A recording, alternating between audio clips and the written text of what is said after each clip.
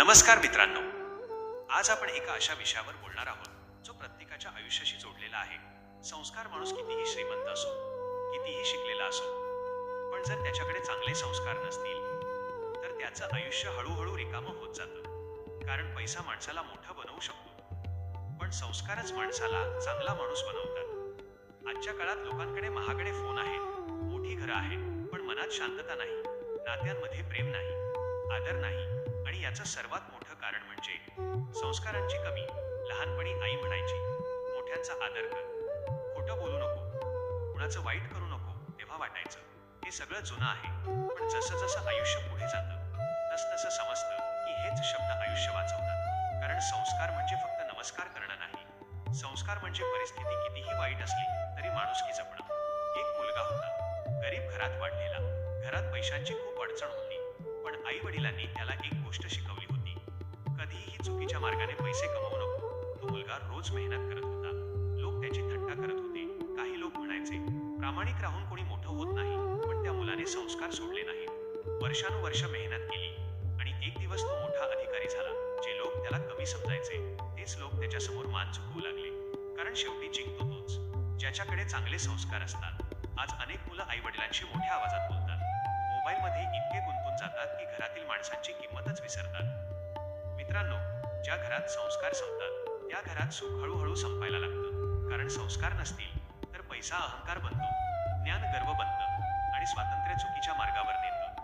आज सोशल मीडियावर लोक प्रसिद्ध होण्यासाठी काहीही करतात. आई वडिलांचा अपमान करतात, खोटेपणा दाखवतात, लोकांना फसवतात. पण लक्षात ठेवा, थोड्या वेळासाठी लोक टाळ्या वाजवतील, पण आयुष्यभर आदर फक्त संस्कारी माणसालाच मिळतो. एकदा एका वृद्ध वडिलांनी आपल्या मुलाला विचारलं, बाळा, मी म्हातारा झालो तर तू माझी काळजी घेशील ना? मुलगा म्हणाला, तुम्ही माझ्यासाठी काय केलंय? हे ऐकून त्या वडिलांच्या डोळ्यात पाणी आलं. कारण त्यांनी मुलाला पैसा दिला, शिक्षण दिला, पण कदाचित संस्कार देण्यात कुठेतरी कमी पडले. मित्रांनो, जगातली सर्वात मोठी कमाई म्हणजे लोकांच्या मनात मिळालेला आदर. आणि तो आदर मिळतो फक्त संस्कारांमुळे. संस्कार शिकवतात की स्वतःपेक्षा दुसऱ्याचा विचार कर, गरीबाला मदत कर, स्त्रियांचा आदर कर, मोठ्यांचं ऐक आणि चुकीचं काम करताना स्वतःलाच प्रश्न विचार. आज अनेक लोकांकडे पैसा आहे पण समाधान नाही. कारण समाधान हे पैशात नसतं, ते चांगल्या विचारांमध्ये आणि संस्कारांमध्ये असतं. संस्कार नसलेला माणूस थोड्या वेळासाठी यशस्वी होऊ शकतो, पण कायमचा आनंदी कधीच होत नाही. एक छोटासा प्रसंग. एका शाळेत दोन विद्यार्थी होते. एक खूप हुशार आणि दुसरा साधा. हुशार मुलगा नेहमी इतरांचा अपमान करायचा, तर साधा मुलगा सर्वांना मदत करायचा. काही वर्षांनी हुशार मुलगा मोठ्या पदावर गेला, पण त्याच्यासोबत कोणी नव्हतं. आणि साधा मुलगा, तो फार श्रीमंत नव्हता, पण त्याच्या आसपास प्रेम करणारी माणसं होती, आदर होता आणि मनःशांती होती. कारण आयुष्यात शेवटी पद नाही तर माणुसकी जिंकते.